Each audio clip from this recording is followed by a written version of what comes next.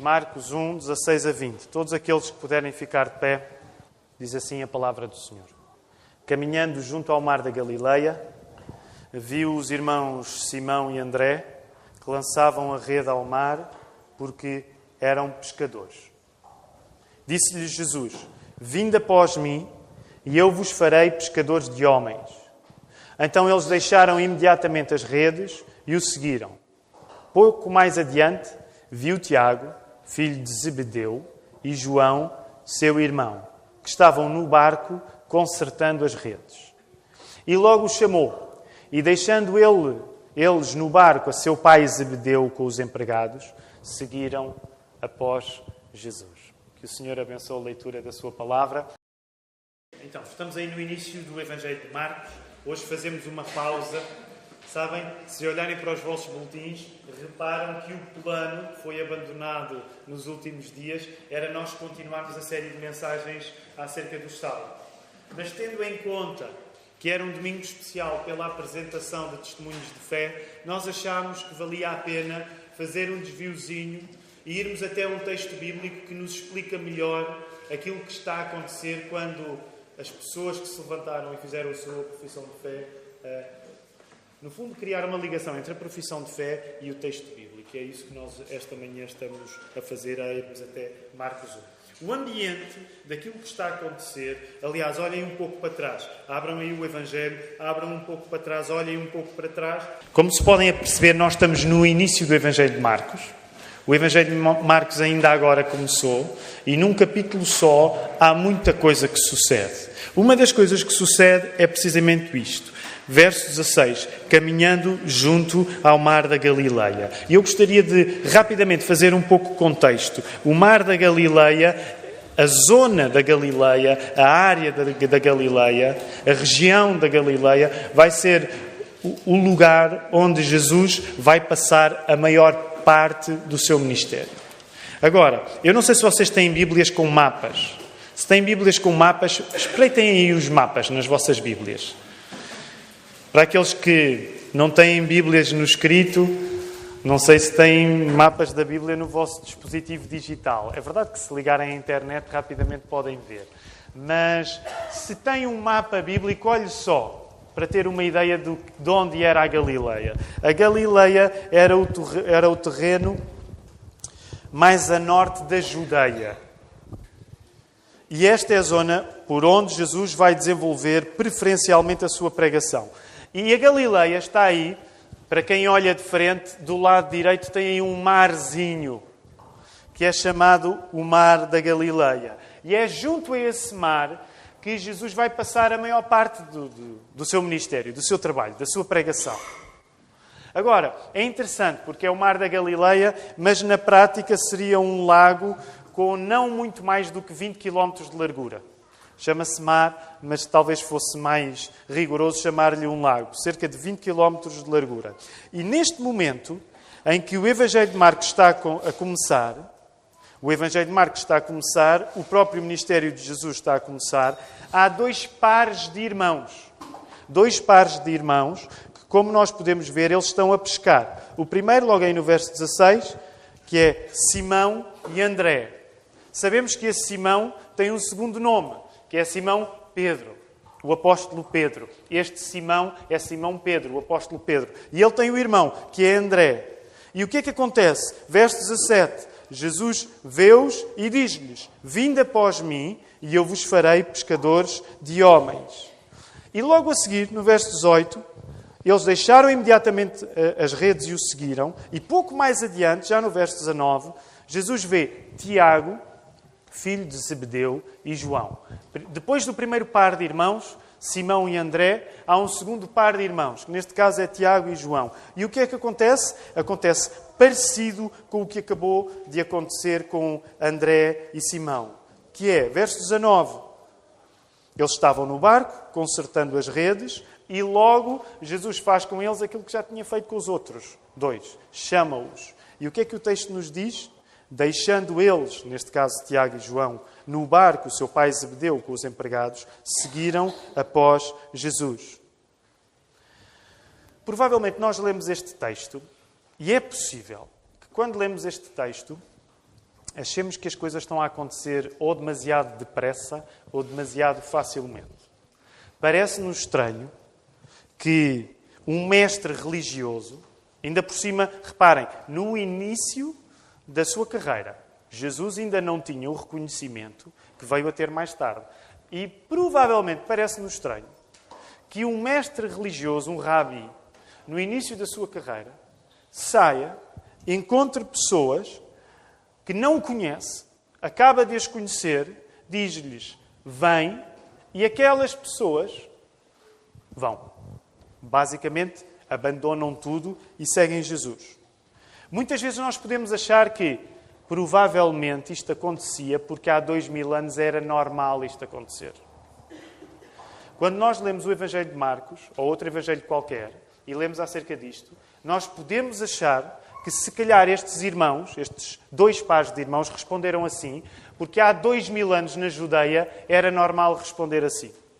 Mas sabem, a coisa engraçada é que aquilo que nos parece estranho hoje também era estranho há 2000 anos.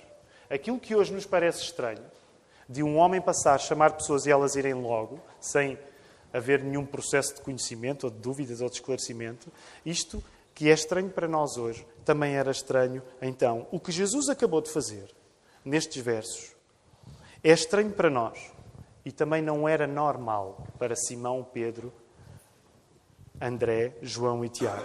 Sabem, para nós termos ideia de como não era normal, na tradição religiosa judaica, não era comum que os mestres escolhessem os discípulos. No mundo religioso daquele tempo, há 2000 anos, não eram os professores que iam escolher os alunos, mas eram os alunos que iam escolher os professores. E Jesus está logo aqui a fazer uma coisa que não bate certo com o contexto de onde ele vinha. Aquilo que Jesus estava a fazer era estranho, porque geralmente não era o mestre, o rabi, Jesus, que ia convidar os seus alunos, mas era o contrário. Por outro lado, a tradição religiosa judaica enfatizava que a identidade de uma pessoa vinha fundamentalmente da sua família. Nós sabemos que, para os judeus, a honra que é devida aos pais é tão importante que há um mandamento só dedicado a lembrar que nós devemos honrar os nossos pais. Lembram-se qual é o mandamento? É o 5º. Honra a teu pai e a tua mãe.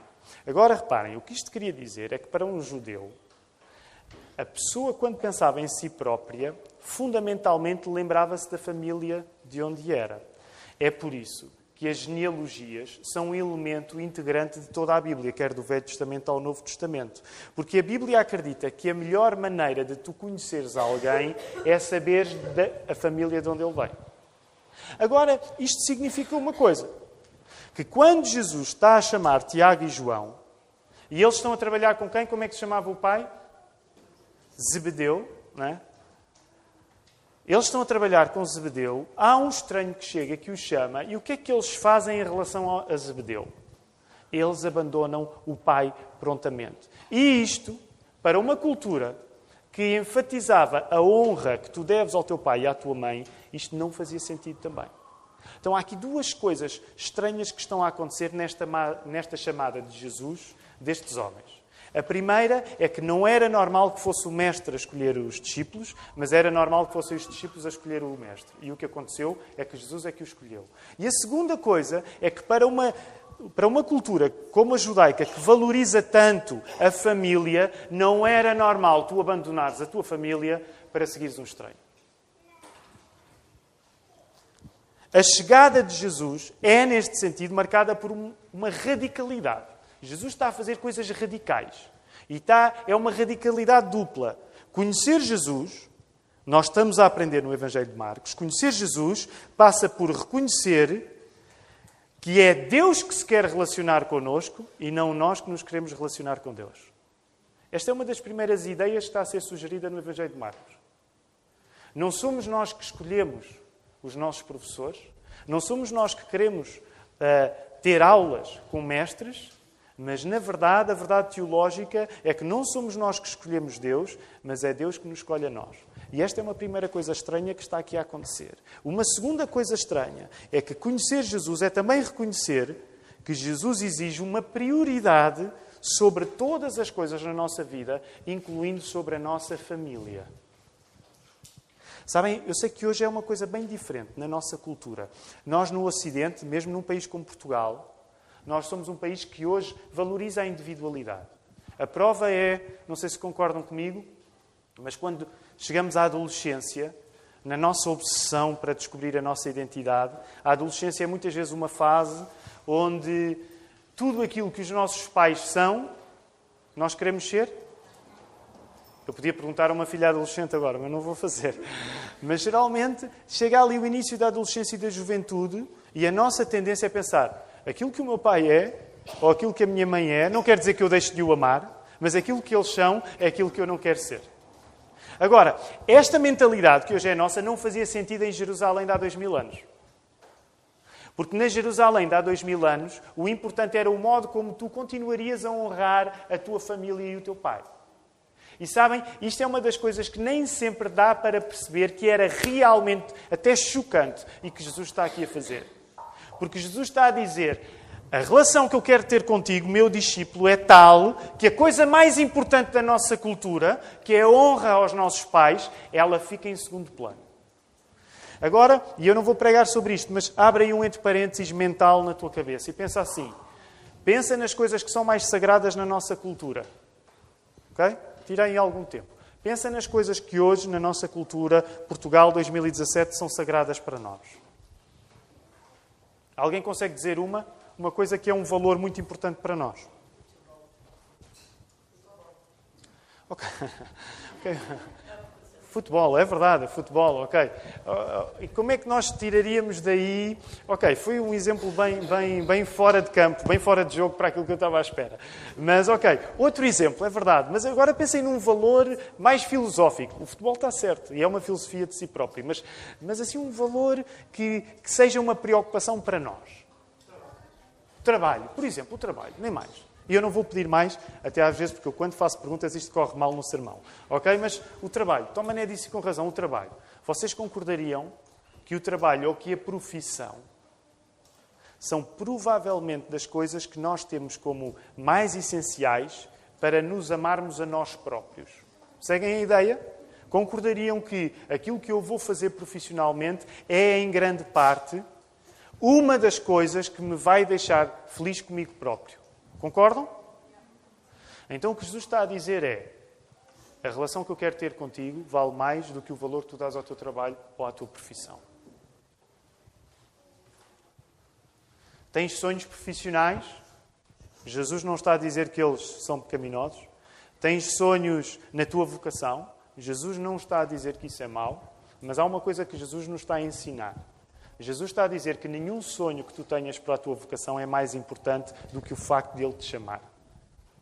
E reparem, o que está aqui a acontecer é, se Jesus pede coisas a Simão Pedro, a André, a João e a Tiago que eram estranhas para eles naquela altura, significa que provavelmente Ele vai fazer o mesmo contigo.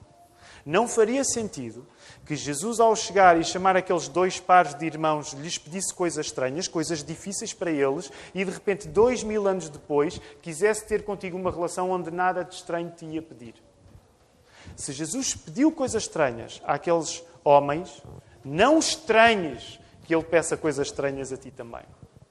Porque aquilo que Jesus está a dizer, e reparem, é bem sério.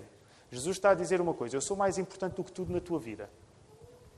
Aquilo que Jesus está a dizer àqueles homens, aquilo que nós acreditamos que Jesus nos está a dizer é eu sou mais importante do que tudo na tua vida. Tudo, tudo. Tu paras a tua vida profissional, tu paras o facto de seres filho do teu pai e tu passas a ter de responder a mim em primeiro lugar na tua vida. É isso que Jesus também estava a dizer. Agora, como é que nós reconhecemos esta coisa radical que Jesus está a dizer, por exemplo, pensando nos testemunhos que acabámos de ouvir? E sabem, uma das tarefas que eu gostaria de ter esta manhã, e peço que o Espírito me ajude a ser bem-sucedido, é que, de algum modo, nós conseguíssemos vislumbrar nos testemunhos que ouvimos aquilo que Jesus fez com aqueles pescadores. Qual é a relação que existe entre as palavras do Jónatas, do Samuel, do Tomás, da Isabel e da Vera e aquilo que aconteceu na vida de Simão Pedro, André, Tiago e João. Será que nós, quando ouvimos estas 5 vozes a fazerem a sua profissão de fé, será que nós ouvimos alguma coisa parecida com aquilo que aconteceu com estes 2 pares de irmãos no Mar da Galileia há 2000 anos? E deixem-me dizer, tentar uma resposta a isto.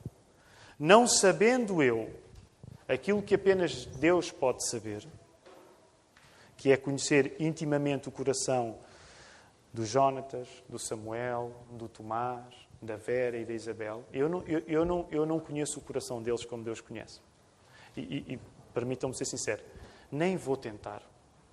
Nem vou tentar. Sabem porquê? Até porque eu nem sou grande coisa a conhecer o meu próprio coração, quanto mais a querer conhecer muito bem o coração dos outros. Agora, mas deixem-me dizer, não sendo eu capaz de conhecer o coração da Isabel, do Jónatas, do Samuel, do Tomás, da Vera, como Deus conhece, eu acredito honestamente que aquilo que eles testemunharam é da mesma substância que aquilo que aqueles discípulos viveram. E eu sei que isto pode parecer um bocado... isso é um bocado exagerado. A minha convicção, junto de vós esta manhã, é que aquilo que estas 5 vozes nos disseram acerca da vontade de terem de ser batizadas é da mesma substância que aqueles 2 pares de irmãos viveram. E por isso vou só lembrar alguns dos aspectos dos testemunhos que nós acabámos de ouvir. Vou apenas lembrar alguns dos aspectos dos testemunhos. Por exemplo, o Tomás, de 12 anos, ele disse uma coisa interessante. Ele diz que nasceu e que ia à escola dominical e à igreja. Mas ele deixou implícito, ou explícito, depende também da capacidade do ouvinte e do leitor, que não foi o facto de ele ter sido educado a ir à igreja que o fez reconhecer que ele precisava de Jesus como Salvador. Okay? Então, um dos aspectos que eu quero que vocês fixem no testemunho de Tomás. O Tomás foi educado a ir à igreja, mas não foi esse facto que o levou a confessar que ele, como pecador, precisava do Senhor Jesus. Esta foi uma das coisas ditas. O Samuel, por exemplo, diz que, não sei se repararam nesse detalhe, diz que ele passou a ouvir as histórias bíblicas de uma maneira diferente quando aceitou Jesus como o seu Salvador.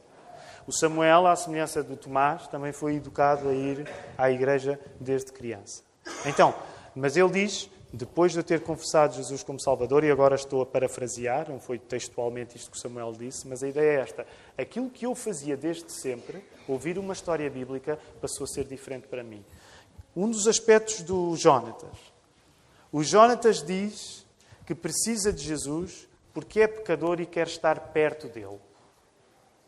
Foi uma das coisas que o Jónatas disse. Eu sou pecador, eu quero estar perto de Jesus. E usou até, na minha opinião, uma expressão bonita, de estar cansado de tropeçar no pau da tentação. Ouviram? Pau da tentação.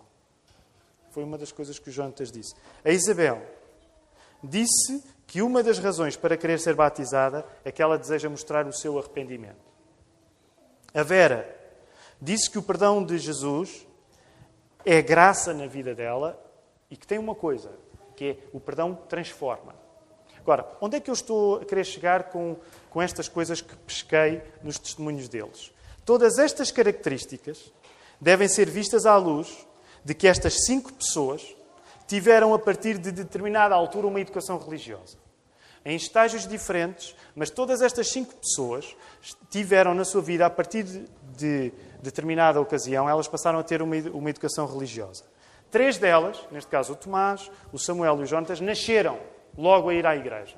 Isso aconteceu um pouco mais tarde na vida da Vera, aconteceu um pouco mais tarde na vida da Isabel. Todas estas 5 pessoas reconhecem que, sendo importante a educação religiosa que tiveram, ela não chega. Vocês conseguem ouvir isto nos testemunhos? Se calhar sou eu que vejo coisas demais. É possível, eu sou um pouco alucinado às vezes, mas vocês conseguem ouvir isto nos testemunhos destas pessoas? Nenhuma destas pessoas ficou satisfeita com a educação religiosa que recebeu. E deixem-me ser absolutamente claro. A educação religiosa é fundamental para tu educares o teu filho.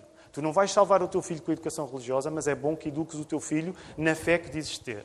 Mas também eu te quero dizer, não vai ser a educação religiosa que tu vais dar ao teu filho que o vai salvar. E todas estas 5 vozes nos disseram isso. mesmo que não estivessem preocupadas necessariamente em refletir sobre isto. A educação religiosa não resolve o problema do pecado. Nós permanecemos pecadores e afastados de Deus, ainda que sejamos educados na religião certa. Quero repetir isto. Tu podes estar a ser educado na religião certa. Eu gosto de usar a palavra religião precisamente porque ninguém gosta de a usar. Então, geralmente, para pessoas do contra é assim. Eu acredito que o cristianismo é a religião certa. Okay? Acredito mesmo que é a religião certa. Mas eu sei que não é o facto de alguém ser educado na religião certa que significa ser salvo. Tu podes ser educado na religião certa e nunca ser salvo. O judaísmo, pensa nos pescadores. Aqueles pescadores eram judeus? Eram ou não eram? É fácil esta. Eram ou não eram? Eram. Eles eram judeus e por isso seguiam o judaísmo, certo? O judaísmo de André e de Pedro e de Tiago e de João não chegava. Além do judaísmo dos pecadores, era preciso Jesus. Além do judaísmo dos pescadores, era preciso de Jesus. Além da educação religiosa do Tomás, do Samuel, do Jonatas, da Isabel e da Vera, é preciso Jesus. É preciso Jesus. Todos eles declaram, mesmo de maneiras diferentes, mesmo que com intenções diferentes, mas todos eles declaram isso. Que a educação que os pais lhes deram, por boa que tenha sido, não chega para os salvar. Não é a religião que por nós foi escolhida, ou que foi escolhida mesmo por nós, é o mestre que te chama. Não é a religião que tu escolhes ou que os pais escolheram por ti. É o mestre que resolve aquilo que a religião não resolve. Não é o poder que temos de chamar Jesus que nos salva do nosso próprio mal, mas é o poder que Jesus tem de nos chamar. O nosso domínio das matérias religiosas não é suficiente para nos salvar. É preciso que seja o Salvador a dominar-nos. Reparem, muitos destes, deixem-me dizer carinhosamente, como dizemos em Portugal, não é? Muitos destes miúdos, os mais novos, muitos destes miúdos, eu tenho a noção disso, que eles, pelo facto de terem crescido nos últimos anos aqui na Igreja da Lapa, eles levam uma ensaboadela tal, pobres coitados, que eles teologicamente sabem mais do que alguns pastores evangélicos em Portugal. Ok? Sério. Confio. Qualquer dia mandamos ou o Tomás, ou Samuel, ou Jonatas, ou Isabel, sendo mais novos, a Vera é mais velha, mas mandamos aí para um debate teológico com pastores evangélicos e eu acho que eles vão... Portanto, nós somos chatos. Nós somos esse tipo de igreja chata. Okay? Eles levam uma ensaboadela teológica. Alguns deles estão a decorar o catecismo. Alguns, eventualmente, já poderão saber de cor. Portanto, nós levamos mesmo a sério a educação religiosa que lhes damos. Nós já tivemos, eu digo isto com alguma tristeza, nós já tivemos pessoas a passar pela nossa igreja e ir embora porque acham que a escola dominical das crianças é exigente demais. E, sabem, isso parte do meu coração. Mas sabem o que é que eu não ia fazer pela pessoa que me disse isso? Eu não ia tornar a escola dominical menos exigente. Porque eu acredito que os nossos filhos merecem o melhor. Não é bacalhau basta, merecem o melhor. E nós somos bem chatos com isso, mas eu também quero reconhecer, não é a excelente formação teológica que eles recebem aqui que vai fazer por eles aquilo que só Jesus pode. Eles podem saber o catecismo de trás para a frente, eles podem saber muitos textos bíblicos memorizados, mas se não for Jesus a chamá-lo, eles não vão, através do catecismo, conseguir chamar Jesus. Percebem a ideia? Percebem a ideia? É por isso que nós os estamos a ouvir aqui. Porque não é a vontade que nós temos dos nossos filhos serem batizados sem ser a vontade deles. É isso que nós acreditamos em relação ao batismo. E agora, com todo amor para os irmãos que vêm no contexto presbiteriano, nós amamos-vos. Alguns presbiterianos estão a integrar-se dentro da nossa igreja e nós amamos os presbiterianos, mas de facto, como sabem, aqui temos algumas divergências na questão do batismo. Também deve ser entendido que, por muita honra que devamos aos nossos pais, não é a devida autoridade que os pais têm sobre nós que nos dá uma identidade de pessoas que seguem Jesus. Não é pelo facto de teres uma boa educação cristã que os pais te dão que isso te vai tornar cristão também. A boa educação religiosa que os pais do Tomás, do Samuel, do Jonatas, da Isabel e da Vera lhe têm dado não chega para que eles se aproximem do Salvador. É preciso que o Salvador se aproxime deles.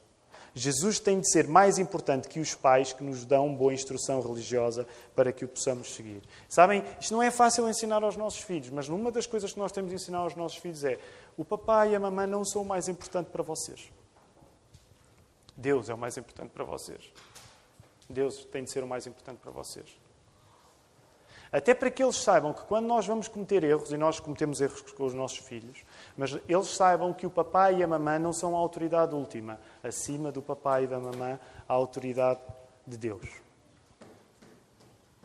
Portanto, nós queremos o melhor para os nossos filhos, mas eles sabem que nós não somos suficiente. É preciso Jesus. Os bons conselhos dos teus pais não te fazem seguir Jesus. Só o próprio Jesus, chamando-te, te capacita para o seguires. E claro que nesta manhã uma das perguntas que eu quero fazer é: será que Jesus te está a chamar? Será que tu ouves Jesus a chamar-te? Antes de terminar, temos de tomar a ceia. Deixem-me só dizer aqui uma coisa que não está incluída no sermão, no texto. Mas sabem que nestes 5 casos, nenhum deles, eu acho que é um bocado o feitio da Igreja e que Deus vos ajude, mas nenhum deles está a candidatar-se ao batismo depois de ter feito uma preparação. Todos eles fizeram mais do que uma preparação. O que é que isto quer dizer? Deixem-me exagerar um pouco. Nós somos uma igreja que quando as pessoas dizem assim, quero-me batizar, nós dizemos, não queres nada. Eu quero-me batizar. Eu posso assistir? Assiste. Quero-me batizar. Não queres nada, vai-te embora. Não falamos assim, eu estou a exagerar. Mas nenhum destes foi trigo limpo. E se vocês repararem e fizerem, por exemplo, contas com o Jonatas, ele 7 anos, ele começou a falar de batismo há muito tempo. Curiosamente é o mais jovem do grupo, mas provavelmente foi, se calhar até ele começou a falar de batismo há mais tempo. Ninguém tem a vida facilitada para se batizar nesta igreja. Algumas das pessoas que são candidatas a batismo fizeram 3 vezes a formação. Mas também ao dizer isto, eu quero partilhar para vocês perceberem as costuras do facto. Como é que o facto se costura? Mas também, lembrem-se do que eu disse. Nós não conhecemos o coração das pessoas. Nós não dominamos o processo de batismo. Há pessoas que se batizam com muita consciência, há pessoas que se batizam por inconsciência. Eu não sou Deus, os pastores não são Deus, a igreja não é Deus, a igreja tem de ouvir. Claro que ao dizer isto eu quero assinalar. Eu não os quero tratar como especiais nesta manhã. Nós não gostamos de pessoas especiais. Somos uma igreja com mau feitio. Mas eu quero dizer isto. Nenhum destes teve a vida facilitada para se batizar. Nenhum destes teve a vida facilitada para se batizar. E nestes momentos não é um dos meus motivos para terminar o sermão. Vou terminá-lo a seguir. Mas há sempre ali... E o Jonatas disse de facto uma coisa que para mim continua a ser incontornável. Eu acredito que Jesus Cristo é o Filho de Deus e Jesus Cristo mandou-me batizar. Eu não sei dizer não a pessoas que dizem isto. Eu não sei dizer não a pessoas que dizem eu acredito que Jesus Cristo é o Filho de Deus e Ele mandou-me batizar. Eu não sei dizer não. Para terminar, não são as pessoas que escolhem Jesus, é Jesus que escolhe as pessoas. Não são os chamados que oferecem espaço das suas vidas a Jesus, é Jesus que lhes exige as suas próprias vidas. Tudo acontece de maneira simples neste Evangelho de Marcos. Mas deixem-me dizer, acontecer de maneira simples não é acontecer de maneira fácil. E por isso quis-vos falar do processo de como correu para as 5 pessoas estarem aqui. Acontecer de maneira simples não equivale a dizer que é fácil. A poupança das explicações, aqui no Evangelho de Marcos, não apela a uma fé apressada, mas apela a uma fé urgente. Uma das coisas que eu quero que tu percebas quando lês este texto em Evangelho de Marcos é que não há muita explicação. Mas isso não significa que aqueles homens estão a tomar uma decisão de ânimo leve. Significa que eles estão a tratar com urgência um assunto que é urgente. Vale a pena tu colocaste neste texto. O que é que te impede de ser discípulo? O que é que te impede de ser discípulo? Esta manhã, o que é que te impede de ser discípulo? Se for Jesus que te estiver a chamar, nada. Se for Jesus que te estiver a chamar, nada te impede de ser discípulo. Que o Senhor nos ajude.